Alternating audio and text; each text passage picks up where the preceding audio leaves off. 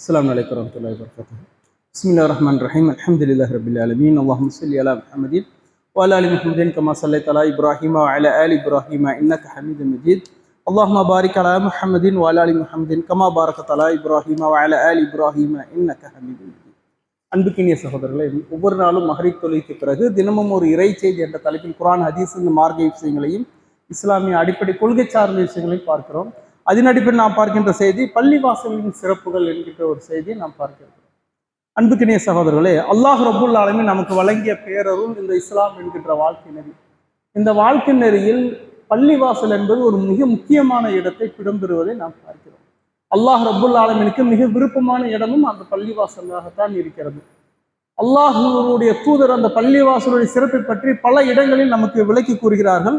அல்லாஹை வணங்குவதற்காக கட்டப்பட்ட முதல் பள்ளிவாசல் மஸ்ஜிதுல் ஹராம் என்கின்ற மக்கா நகரில் அமையப்பட்டுள்ள முதல் பள்ளிவாசலாக இருக்கிறது. அதுக்கடுத்து பைத்துல் முகத்தஸ் என்கின்ற அழைக்கப்படுகிற ஜெருசலத்தில் அமைக்கப்பட்ட பள்ளிவாசல், அதற்கடுத்தாக பள்ளிவாசல் மஸ்ஜிது நபவி மற்றும் மஸ்ஜிது குபா, இதெல்லாம் இஸ்லாமிய வரலாற்றில் மிக முக்கியமான பள்ளிவாசலாகவும் அல்லாஹுடைய அன்பையும் அருளையும் பெற்றுத்தரக்கூடிய பள்ளிவாசலாகவும் இருக்கிறது. அதிகமான நன்மைகளை பெற்றுத்தரக்கூடிய பள்ளிவாசலாகவும் இருக்கிறது. அல்லாஹுடைய தூதர் குறிப்பிடுகிறார்கள், பள்ளிவாசலுடைய நன்மையை பற்றி குறிப்பிடும்போது சஹீஹ் முஸ்லிம் வரக்கூடிய செய்தி 421வது செய்தி அபூ ஹுரைரா ரலியல்லாஹு அவர்கள் அறிவிக்கிறார்கள். ஒரு முறை அல்லாஹுடைய தூதர் சொன்னார்கள், உங்களுடைய தவறுகள் அல்லாஹ்வினால் மன்னிக்கப்பட்டு உங்களுடைய தகுதிகள் உயர்த்தக்கூடிய சில நல்ல அறங்களை உங்களுக்கு நான் அறிவிக்கட்டுமா என்று அல்லாஹுடைய தூதர் சொன்னார்கள். மக்கள் சொன்னார்கள், அல்லாஹுடைய தூதரே, அத்தகைய நற்செயலை எங்களுக்கு கூறுங்கள் என்று மக்கள் கூறினார்கள்.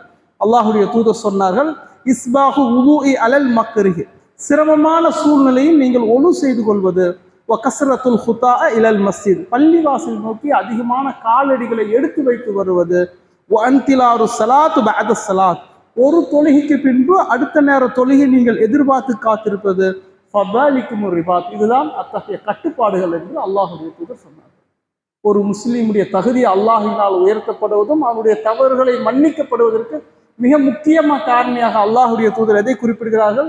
சிரமமான சூழ்நிலையில் ஒழு செய்வது, அதிகமான கால்நடைகளை எடுத்து வைத்து பள்ளிவாசலை நோக்கி வருவது, ஒரு தொழுகைக்கு அடுத்த நேர தொழுகையை ஒரு முஸ்லிம் எதிர்பார்த்து காத்திருப்பது என்று அல்லாஹுடைய தூதர் குறிப்பிடுகிறார்கள்.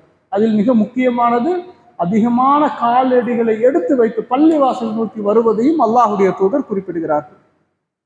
அதே போல அல்லாஹ் ரப்புல் ஆலமீன் பள்ளிவாசலுடைய தன்மையை பற்றி, பள்ளிவாசலை பற்றி குறிப்பிடும் போது அல்லாஹ் குர்ஆனில் குறிப்பிடுகிறான், வ அன்னல் மஸாஜிதுல்லாஹ் ஃபலா தது மஅல்லாஹி அஹதா, பள்ளிவாசல்கள் அல்லாஹுக்கு குறித்தானது, அல்லாஹுடன் வேறு எந்த கடவுளையும் நீங்கள் அழைக்கக்கூடாது என்று அல்லாஹ் ரப்புல் ஆலமீன் குர்ஆனில் பதிவு செய்கிறார். இதுதான் பள்ளிவாசலுடைய மிக முக்கியமான தன்மை. பள்ளிவாசல் நோக்கம் அல்லாஹை வணங்குவதற்கும் வழிபடுவதற்கும் ருக்கு செய்வதற்கும் சஜ்தா செய்வதற்கும் அவனுடைய குர்ஆனை ஓதுவதற்கும் அவனை நினைவு கூறக்கூடிய இடம். அல்லாஹோடு மற்றவர்களை அழைத்து பிரார்த்தனை செய்யக்கூடாது என்பதை அல்லாஹ் ரப்புல் ஆலமீன் குர்ஆனில் பதிவு செய்வதை நாம் பார்க்கிறோம். அதே போல பள்ளிவாசலில் செய்யக்கூடாதவை எதனை என்று அல்லாஹுடைய தூதர் குறிப்பிடுகிறார்கள். அபூதாவுதுல வரக்கூடிய செய்தி 1079வது செய்தி அப்துல்லாஹ் இப்னு அம்ர் ரலியல்லாஹு அவர்கள் அறிவிக்கிறார்கள், பள்ளிவாசலில் வாங்குவதையும் விற்பதையும் அல்லாஹுடைய தூதர் தடை செய்தார்கள். வியாபாரம் பள்ளிவாசல் உள்பகுதியில் வைத்து எந்த வியாபாரத்தையும் செய்யக்கூடாது என்று அல்லாஹுடைய தூதர் தடை செய்கிறார்கள். அதே போல தவறி போன பொருளை தேடுவது, வெளியில் ஒரு பொருள் தவறி போய்விட்டால் அந்த பொருளை தேடுவது, அதை அறிவிப்பு செய்வது போன்ற செயலை பள்ளிவாசல் செய்யக்கூடாது என்று அல்லாஹுடைய தூதர் குறிப்பிடுகிறார்கள். கவிதை பாடுவதையும் அல்லாஹுடைய தூதர் தடை செய்கிறார்கள். பள்ளிவாசலில் அமர்ந்து கொண்டு கவிதைகள் பாடுவது, இதையும் அல்லாஹுடைய தூதர் தடை செய்கிறார்கள். ஜும்மா தொழுகைக்கு முன்னர் வட்டமாக அமர்வதையும் அல்லாஹுடைய தூதர் தடை செய்கிறார்கள்.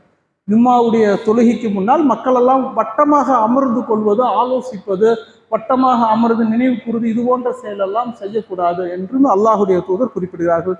இப்படி பள்ளிவாசலுடைய சிறப்பும் அதனுடைய ஒழுங்கும் இஸ்லாம் நமக்கு கற்றுத்தருகிறது. அதை ஏற்று வாழக்கூடிய நன்மக்களாக அல்லாஹ் ரப்புல் ஆலமீன் நம்மை ஆக்குவானாக. வாஹிர் தாவானா அனில் ஹம்துலில்லாஹி ரப்பில் ஆலமீன்.